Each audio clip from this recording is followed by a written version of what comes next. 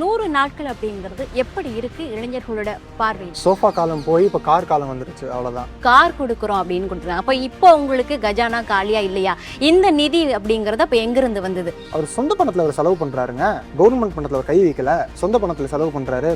முழுக்க நாகரிகமாக இருக்கிறது திமுக தான் அங்கே உள்ளார. அதான் சொல்கிறீங்களே, ஃபைலை தள்ள தெரியும், உங்களுக்கு இதை தள்ள தெரியாதா? லிட்டரலாக அதே பேட்டர்னை தான் ஃபாலோ பண்ணுறாரு. There is no nothing different between Modi and Vijay. லிட்டரலாக உங்களுக்கு வந்தால் ரத்தம், எங்களுக்கு வந்தால் தக்காளி சட்னி. நாங்கள் எல்லாமே மீடியா முன்னாடி ப்ராப்பராக ப்ரூவ் பண்ணிக்கிட்டு இருக்கோம். யாரெல்லாம் உங்க சொம்பு தூக்குறாங்க விஜய்க்குன்னா அவங்களாம் நல்லவங்க, சொம்பு தூக்காதவங்க கெட்டவங்க.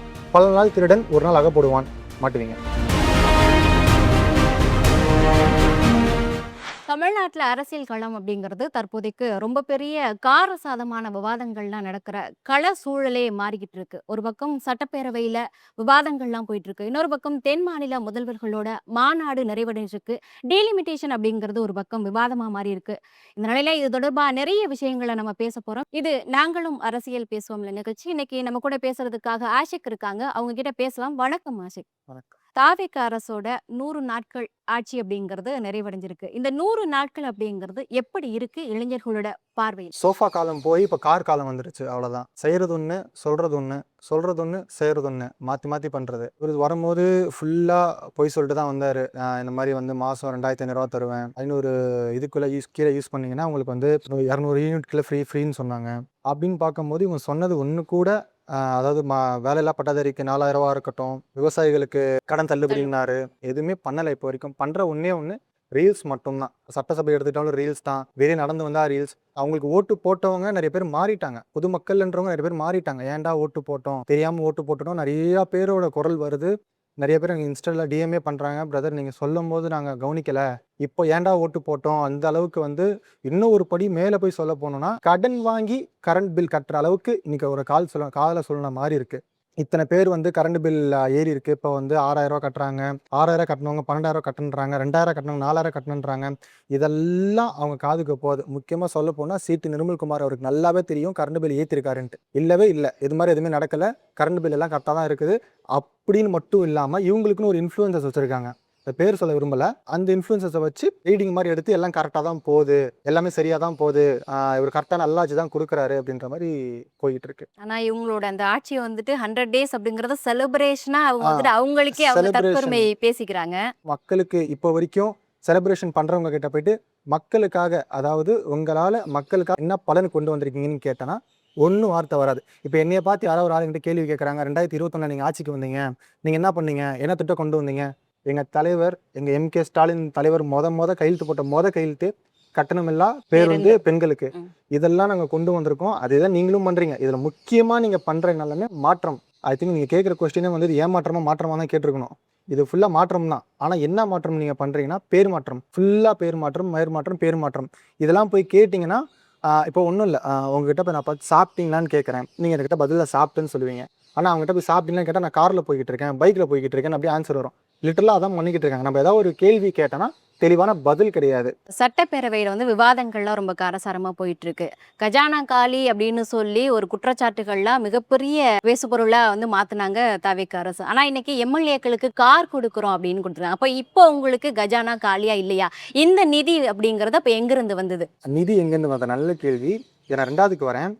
கஜானா காலி, அதாவது ஜோசப் விஜய் இன்னும் நான் அப்படின்னு அவர் சொல்லும் போது, அவர் சொல்லி ஒரு 5 நிமிஷத்தை அவர் சொன்ன வார்த்தை கஜானா காலி, என்னை மாட்டி விட்டு போயிட்டாங்க, நான் என்ன பண்ண போகிறேன்னு தெரில அப்படின்னு சொல்லிட்டு எல்லாருக்கும் இனோவா கார் கேட்டிருக்காங்க. எல்லாருக்கும் காரு, மாதம் 75,000 பணம், பெட்ரோலுக்கும் டிரைவர் ஊழியருக்கும். இதெல்லாம் பணம் எங்கேருந்து வருதுன்னு தெரில. இதை போய் நம்ம ஒரு தாவேக்காரர்கிட்ட போய் கேட்குறோம். நேற்று ஒரு டிபேட் ஷோ போயிருந்தேன், நேற்று போன இடத்துல இந்த மாதிரி கேட்குறாங்க, காருக்கு இங்கெல்லாம் உங்களுக்கு எங்கேருந்து பணம் வருது, கஜானா காலி தானே சொல்கிறீங்க. அதாவது கூட்டத்தில் வந்து சொல்கிறாரு, அவர் சொந்த பணத்தில் அவர் செலவு பண்ணுறாருங்க, கவர்மெண்ட் பணத்தில் அவர் கை வைக்கல, சொந்த பணத்தில் செலவு பண்ணுறாரு. இது வந்து இப்படி ஒரு புரிதல் இருக்கிறவங்க கிட்ட வந்து ரொம்ப கஷ்டம். நம்ம போய் புரிய வச்சு இவங்களை மாற்றி கஜானா காலின்னு கிளியராக சொல்லிட்டு மக்கள் மத்தியில் தான் இவர். இன்னொரு விஷயம், கஜானா காலி அம்மையார் செல்வி ஜெயலலிதா, கலைஞராக இருக்கட்டும், எங்கள் தலைவர் எம்கே ஸ்டாலினாக இருக்கட்டும், இவங்க எல்லாத்துக்கும் தலைமைச் செயலகத்துல இருக்கிற ரூம் ஒரே ரூம் 11 கோடி ரூபா முதலமைச்சரோட செலவு அறைய பண்ணி மாற்றம் அதுவும் செஞ்சிருக்காங்க ரொம்ப சொகுசா சிவியூல. சிவியூவில் இதுல வேற இது வந்து மக்கள் வரிப்பணம். இதுல வந்து இவர் சொல்றதே வந்து மக்கள் வரிப்பணத்துல தான் இவங்க கொள்ளடிக்கிறாங்கன்னு சொல்லிட்டு இவர் அடிக்கிறது கொள்ளடி எல்லாமே. இப்போ இவங்க கொடுக்குற இனோவா கார் எதுவுமே வந்து மக்கள் வரிப்பணம் கிடையாதா? மாசம் 75,000 பணம் கொடுக்குறீங்க, அது வரிப்பணம் கிடையாதா?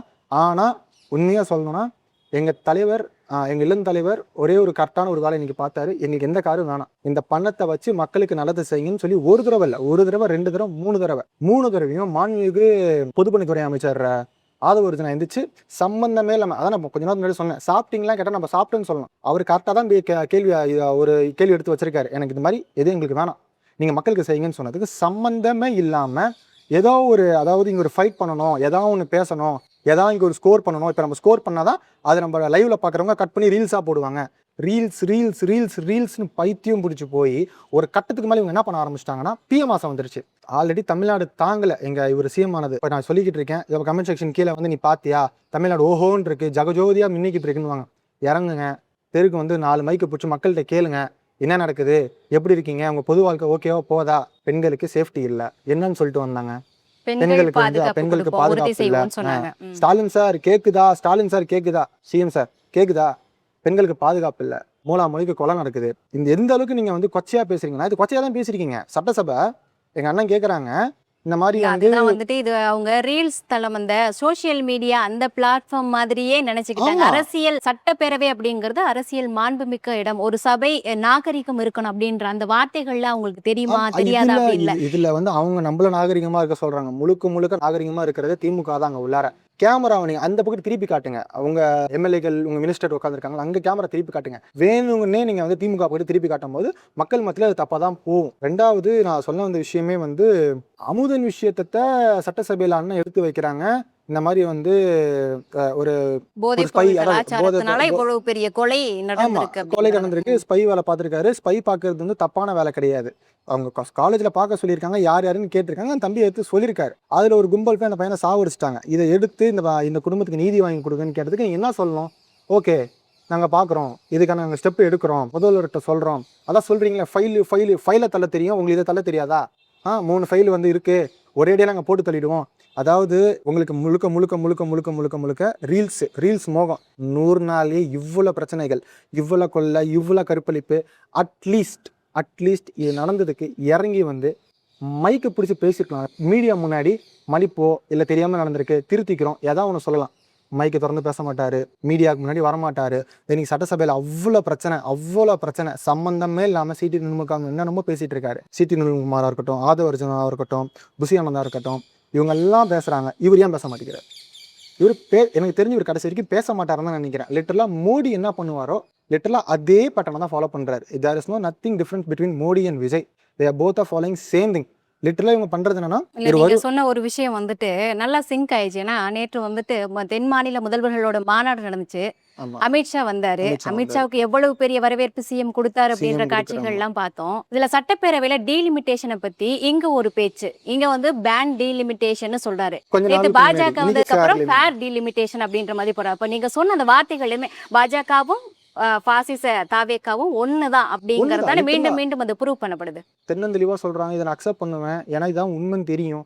நிறைய பேர் இதை நீங்க பாக்குறீங்க, ஏன் ஒத்துக்க மாட்டீங்க? பச்சையா தெரியுது. நாங்க வந்து திராவிட முன்னேற்ற கழகம் வந்து ஒரு 3 மாசம் முன்னாடி நாங்க ஆட்சி இழந்தோம். அந்த டைம்ல வந்து அது கொஞ்ச நாளைக்கு முன்னாடி, அதாவது எலெக்ஷனுக்கு முன்னாடி, ஓட்டிங் முன்னாடி, அதாவது நாங்கள் வந்து ரோட்டில் இறங்கி ஓட்டு கேட்டுட்டு இருக்கப்போ தலைவர் வந்து அந்த பேப்பரை கொளுத்தினார், டீலிமிட்டேஷன் பேப்பரை கொளுத்தும் போது அதில் கிளியராக மென்ஷன் பண்ணிருந்துச்சு ஃபேர் டீலிமிட்டேஷன் தான் கேட்டுருந்துச்சு. நாங்கள் டீலிமிட்டேஷன் வேணாம்லாம் எங்கேயுமே சொல்லலை, வி செட் ஃபேர் டீலிமிட்டேஷன். அதே மாதிரி நாங்கள் அனைத்து கட்சி கூட்டமும் கூட்டினோம், நிறைய பேர் வந்து கலந்துக்கிட்டாங்க. அதுலேயுமே பேக் ட்ராப்பில் ஃபேர் டீலிமிட்டேஷன் தான் போட்டிருக்கோம். இதெல்லாம் முடிஞ்சதுக்கப்புறம் நீங்கள் ஜெயிச்சிட்டிங்க, ஒரு கட்டத்துக்கு மேலே திருப்பி டீலிமிட்டேஷன் கொண்டு வரும்போது நீங்கள் என்ன பண்ணுறீங்கன்னா, அன்றைக்கி மட்டும் நீங்கள் வந்து டீலிமிட்டேஷன் வேணாம், நீங்கள் இப்போ ஃபேர் டீலிமிட்டேஷன் சொல்கிறீங்க. அப்பா நாங்கள் எப்படிலேருந்து ஃபேர் டீலிமிட்டேஷன் தான் சொல்லிக்கிட்டு இருக்கோம். ஆனால் இன்றைக்கி வந்துட்டு இவங்க கொஞ்ச நாளுக்கு முன்னாடி நாங்கள் டீலிமிட்டேஷனாக வேணான்னு சொன்னோன்னு சொல்லிட்டு இன்றைக்கி வந்து ஃபேர் டீலிமிட்டேஷன். இதை போய் நான் ஒரு ஆள்கிட்ட போய் தியாககிட்ட போய் சொல்கிறேன். அவர் சொல்கிற வார்த்தை என்னன்னா, நாங்கள் முன்னாடியிலேருந்தே ஃபேர் டீலிமிட்டேஷன் சொன்னாங்க. அதுதான் லிட்டரலாக உங்களுக்கு வந்தால் ரத்தம், எங்களுக்கு வந்தால் தக்காளி சட்னி. நாங்கள் எல்லாமே மீடியா முன்னாடி ப்ராப்பராக ப்ரூவ் பண்ணிக்கிட்டு இருக்கோம். நீங்கள் அமித்ஷா வந்தால் ஒரு பேச்சு பேசுவீங்க, அமித்ஷா இல்லாட்டி ஒரு பேச்சு பேசுவீங்க. நேற்று அப்படி லிட்டரலாக வந்து இதில் வர மாஸ் என்ட்ரி.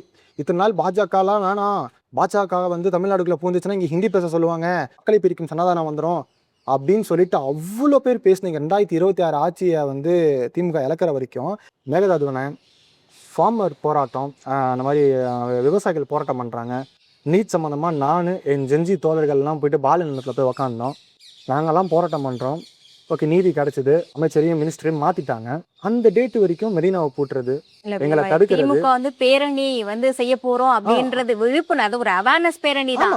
அதுக்கே வந்து இப்ப தாவேக பயந்துடுச்சு அப்படின்னு தான் சொல்லணும் இல்லையா? அடக்குமுறை, ஹிட்லர் ஆட்சி பண்ணிட்டு இருக்கீங்க. லிட்டரலா நீங்க பண்றது ஹிட்லர் ஆட்சி. அடக்குமுறை அடக்குமுறை அடக்குமுறை. நீட் போராட்டத்துக்கு வாயை திறக்கல, உங்க கட்சியினர் போராட்டமும் பண்ணல. விவசாயிகள் அத்தனை பேர் பாவம் உங்க சட்டசபை வாசல்லையும் உங்களோட வீட்டு வாசல்லையும் அத்தனை பேர் போராட்டம் பண்றாங்க. வாயை திறக்கல, போலீஸ் வச்சு அடக்குமுறை பண்றீங்க. ஆனால் சம்பந்தமே இல்லாம எங்க இளந்தலைவர் உதயநிதி ஸ்டாலின் வந்து ஒரு பேசாத விஷயத்துக்கு கூப்பிட்டு நீங்க வந்து ஊர் ஊரா ரோட் ஷோ பண்றீங்க கவர்மெண்ட் காசுல. அதாவது ரோட் ஷோ பண்ணது மட்டும் இல்லாம உதயநிதியான போட்டோ எரிக்கிறது, உதயநிதி போட்டோ கீழே போட்டு மிதிக்கிறது, இதெல்லாம் நீங்க பண்றீங்க. அதாவது இது ஒரு ஏற்றுக்கக்கூடிய விஷயமே கிடையாது. நீட்டுக்கு போராட்டம் பண்ணல, சம்பந்தமே நம்ம பேசாத விஷயத்துக்கு போராட்டம் பண்றது, ஆர்ப்பாட்டம் பண்றது. நீங்களே கொஞ்சம் யோசிங்க, நம்ம பண்றது கரெக்டா சரியா? இந்த மாதிரி நம்ம வந்து நீட்டுக்காக வாயை திறக்கல, விவசாயிகள் போராட்டம் பண்றாங்க வாயை திறக்கல, அமுதன்னு ஒரு பையன் இறந்துட்டான் அதுக்கு வாயை திறக்கல, எங்க அக்கா வீரமணி அக்கா வந்து கோயம்புத்தூர்ல போராட்டம் பண்ணாங்க, அதுக்குமே நீங்க ஒரு வாயை திறந்து இந்த மாதிரி வந்து பண்ணியிருக்காங்க. அதாவது நீங்க லிட்டரல் என்ன பண்றீங்கன்னா, நாங்கள் என்ன பண்ணோம் கண்டுக்காம போயிடுறது. நாங்கள் போராட்டம் பண்ணாலும் சரி, அதாவது மூளைக்கு போராட்டம் பண்ணாங்க. அந்த பவுடர் அமைச்சர் சரத் வந்து போதை பொருள் தான் பயன்படுத்தினா ஒத்துக்கிட்டாரு, அவரே வாக்குமூலம் போது. அப்பனா நீ விட்டுருவீங்களா உள்ளார? திமுக ஆட்சி தானே, அவரே பச்சையா சொல்றாரு. அப்பயே ஒரு இன்ன வரைக்கும் ஒரு ப்ராப்பரான ஆக்ஷன் எடுக்கல. அதாவது எதுக்கு போராட்டம் பண்ணணுமோ ஆர்ப்பாட்டம் பண்ணணுமோ அதுக்கு பண்ணணும். சம்பந்தமே இல்லாம பேசாத ஒருத்தவங்களை போட்டு நீங்க ஆர்ப்பாட்டம் பண்ணுன்னு சொல்லி ரோட் ஷோ பண்ணி, ஆனா இதெல்லாம் வந்து எங்களுக்கு தான் பிளஸ். நீங்க கூட்டின்னு வந்தீங்க, லிட்டரலா அண்ணா ஆனந்த் மாதிரி தான் சொல்லணும், இட்டுன்னு வந்தீங்க, பூரா தூங்கி இந்த திமுக காரனை எழுப்பி விட்டீங்க. எங்கெங்க எவன் தூங்கி இருந்தாலும் எல்லாத்தையும் எழுப்பி விட்டு இப்போ நீங்கள் முழுக்க ஒரு இப்போ எப்படின்னா, வாங்க நீங்கள் என்ன பேசினாலும் நாங்கள் பேச ஆள் இருக்கோம், திமுக நாங்கள் பேச ஆள் இருக்கோம்னு சொல்லிட்டு வந்துட்டு இருக்காங்க. அந்த சோசியல் மீடியாஸ்ல பார்த்தீங்கன்னா வர்ச்சுவல் வாரியர்ஸ் தாவேகாவுக்கு ஆதரவாக இருக்காங்க. இதில் இப்போ இங்கே தென் பக்கத்தில் இருக்கிறது பார்த்தாதுன்னு நார்த் இன்ஃப்ளூயன்சர்ஸை கொண்டு வந்து அங்கேயும், அது மட்டும் இல்லாமல் போக்குவரத்து துறையில் வடமாநில தொழிலாளருக்கு அங்கே ஒரு ஒப்பந்தத்தையும் போட்டு வச்சிருக்காங்க. இப்போ இதெல்லாம் எப்படி பார்க்கறது? மாண்புமிகு அமைச்சர் ஆதவர்ஜனாக்கோ முதலமைச்சர் சிஎம் விஜய்க்கோ தெரிஞ்சும் வாயை திறக்காமல் நடந்துட்டு போட்டோம், பேசினா பேசிட்டு போட்டோம். ஏங்க அவங்களும் உங்கள் மக்கள் தானேங்க. இப்போ நாங்கள் வந்து இப்போ என்னன்னா இப்போ இவ்வளோ நேரம் பேசிக்கிட்டு இருக்கேன், லிட்டரலாக வந்து அவங்களும் திருந்தணும், உங்கள் அதாவது உங்களுக்கு ஓட்டு போட்டணும் திருந்தணும் தானே ஆசைப்பட்றோம். நீங்களும் அதே மாதிரி பேசுங்க. இந்த மாதிரி பேசாதீங்க, அது தப்பு. 10வது வரைக்கும் நார்த்தில் இறக்கி விட்டுருக்கீங்க. ஒரே மாதிரி பேசுகிறாங்க, எல்லாம் ஒரே மாதிரி. எப்படி பேசுகிறாங்கன்னா, இங்கே தமிழ்நாட்டில் வந்து பெண்களை கற்பழிச்சா உடனடியாக என்கவுண்டரில் சிஎம் விஜய் போட்டுறாராம். ரெண்டாவது வந்து 2-3 விஷயங்கள் படித்தேன். இந்த மாதிரி வந்து ப்ரைவேட் ஹாஸ்பிட்டலில் வந்து யாரோ இறந்துட்டாங்க, இப்போ கொண்டு போய் கேட்கறத காட்டி சேர்த்ததுக்கப்புறம் இறந்துட்டாங்க, மற்ற செலவும் அவங்களே ஏற்றுக்கிட்டாங்களாம், தாவேகா கவர்மெண்ட்டை ஏற்றுக்கிட்டாங்களாம். இந்த மாதிரி சம்பந்தமே இல்லாமல் இப்படி ஒரு விஷயம் தமிழ்நாட்டில் இல்லவே இல்லை. என்கவுண்டரும் பண்ணல. இந்த மாதிரி எங்கேயும் நீங்கள் வந்து ப்ரைவேட் ஹாஸ்பிட்டலில் போய் ஒருத்தவங்க இறந்தாங்கன்னா நாங்கள் வந்து பணம் செலவு ஏற்றுப்போன்னு எங்கேயுமே சொல்லவும் இல்லை. சொல்லாத விஷயத்தில் நாத்தில் போட்டு திணிச்சு இதில் 10வது குறைக்கு அவங்க பொதுமக்கள்லாம் கிடையாது. உங்களுக்கு நீங்களே ஆள் செட் பண்ணி நார்த்தில் ஒரு 10 பேர் அங்கே ரோட்டில் அங்கங்கே நிற்க வச்சு மைக் ஏற்றிட்டு போயிட்டு அடுத்த பிஎம் வந்து மோடியா விஜயா, எல்லாம் மோடி விஜய் தான் சொல்லுவான். ஏன்னா ஆள் செட் பண்ணி வச்சுருக்கீங்க. அப்படி இது வந்து நான் ரொம்ப இன்டென்ஸாக போக விரும்பலை. சிம்பிளாக இங்கே நீங்கள் என்னன்னு சொல்லி ஓட்டு கேட்டீங்க, ஜோசப் விஜய், ஜோசப் விஜய்க்கு ஓட்டு போடுங்க, ஜோசப் விஜய்க்கு ஓட்டு போடுங்கன்னு சொல்லி ஓட்டு கேட்டீங்க. இப்போ எங்கே இருந்த நாட்டில் தளபதி விஜய் தளபதி இல்லை தளபதி விஜய் தளபதிக்கு ஓட்டு போடுங்க. அதாவது லிட்டரலாக நீங்கள் என்ன பண்ணுறீங்கன்னா, இப்போ பிஎம் ஆயிடலாம், பிஎம் கனவுலாம் பெருசு, தயவு செய்து உங்கள் பேர் ஜோசப் விஜய்னு சொல்லி அங்கே நீங்கள் வந்து ப்ரொமோஷன் பண்ணுங்க. லிட்டரலாக நீங்கள் பேசுறது வந்து 1 லட்ச ரூபா கொடுத்து அங்கே பேச வச்சிருக்கீங்க. ஒரு என்டிக்கு தோழர் அது இப்போ வட்ட வழியே காமிச்சிட்டாரு. ஒரு இன்ஃப்ளூயன்சர் நார்த் இன்ஃப்ளூயன்ஸருக்கு 1 லட்ச ரூபா, இன்னொருத்தருக்கு 75,000 ரூபா பணத்தை கொடுத்து பேச வச்சு, இங்கேயும் பணத்தை கொடுத்து எல்லாத்தையும் பேச வச்சிருக்கீங்க. பேரே சொல்கிறேங்க, பீட்ருக்கே, வில்ஸ்பாட்டு, ஏ2டி, இவங்க எல்லாத்தையும் பணம் கொடுத்து, நல்ல வேலை இதில் ஒருத்தவங்க ஓட்டு போட்டவங்க வைஷாலின்னு நினைக்கிறேன், அந்த கரண்ட் பில் சம்மந்தமாக பேசுகிறாங்க வைஷாலி. ஐ திங்க் இன்னாலே வந்து அவங்க போட்டு கமெண்ட்ல ரொம்ப நாசம் பண்ணிட்டீங்க அவங்கள. அதாவது உங்களுக்கு சப்போர்ட் பண்ணி பேசினாங்கன்னா, யாரெல்லாம் உங்க சொம்பு தூக்குறாங்க விஜய்க்குன்னா அவங்களாம் நல்லவங்க, சொம்பு தூக்காதவங்க கெட்டவங்க. ரொம்ப அபூதராக பேசாதீங்க, ரொம்ப தப்பு. எல்லா வீட்லேயும் பெண்கள் இருக்காங்க, ஆண்கள் இருக்காங்க. ஆண்கள் பெண்களிடம் தப்பாக பேசுவதாக இருக்கட்டும், பெண்கள் ஆண்களிடம் தப்பாக பேசுவார், கமெண்ட் செக்ஷன் தப்பாக பேசுவதாக இருக்கட்டும், நிப்பாட்டுங்க. ஒரு நாள் நீங்கள் மாட்டுவீங்க, நிச்சயமாக மாட்டுவீங்க. ஆல்ரெடி நிறைய பேருக்கு தெரிஞ்சிச்சு. நீங்கள் தான் அந்த கமெண்ட் செக்ஷனில் போட்டு சிம்பிளாக ஒரே ஒரு எக்ஸாம்பிள் தான். சூப்பர் ஸ்டார் ரஜினிகாந்தோட கமெண்ட் செக்ஷனில் போயிட்டு இப்போ நான் எடுத்து பார்த்தா கூட 2 செகண்ட்ஸ் பிஃபோர்னு கமெண்ட் இருக்கும். ஏன் எவனுக்கு வேலை வெட்டி இல்லையா அந்த ஊரில்? கமெண்ட் செக்ஷன் கமெண்ட் பண்ணுறதா வேலையாக இருக்கானா? பச்சையாக தெரியுது. நீங்கள் ரொம்ப கம்ப்யூட்டர் மூலியமாக கமெண்ட் பண்ணுறீங்க. கம்ப்யூட்டர் மூலியமாக நீங்கள் வந்து அபியூசஸ், அதாவது பச்சையாக கேவலமாக ஒரு எடிட் பண்ணி கமெண்ட் செக்ஷனை இவங்க பேசக்கூடாது. நான் என்னையும் அந்த மாதிரி நிறைய பண்ணீங்க. நான் நிப்பாட்ட மாட்டேன். எங்கள் எம்கே ஸ்டாலினுக்காக நாங்கள் பேசிக்கிட்டே இருப்போம், குரல் கொடுத்துக்கிட்டே இருப்போம். நாளைக்கு இளந்தலைவர் இதே மாதிரி எந்த இடத்துல வந்து நின்றாலும் நாங்கள் கூட தான் நிற்போம். நாளைக்கு வந்து நீங்கள் எத்தனை தடவை அரெஸ்ட் பண்ணாலும் நாங்கள் கூட தான் நிற்போம். உங்களால் முடிஞ்சதை பண்ணுங்கள். ரூட் மாஃபியா ஒரு அளவுக்கு தான் உங்களால் வந்து மக்களை ஏமாற்ற முடியும். நிறைய மக்கள் மாற ஆரம்பிச்சிட்டாங்க. பல நாள் திருடன் ஒரு நாள் அகப்படுவான். மாட்டுவீங்க. கண்டிப்பா. தவிக அரசு அப்படிங்கிறது பொய் பிரச்சாரங்களை தான் முழுக்க முழுக்க முன்னெடுத்துட்டு ஆமா, இருக்காங்க. முழுக்க. நிறைய கருத்துக்களை அரசியல் புரிதலோட பகிர்ந்துக்கிட்டீங்க. நன்றி. நன்றி.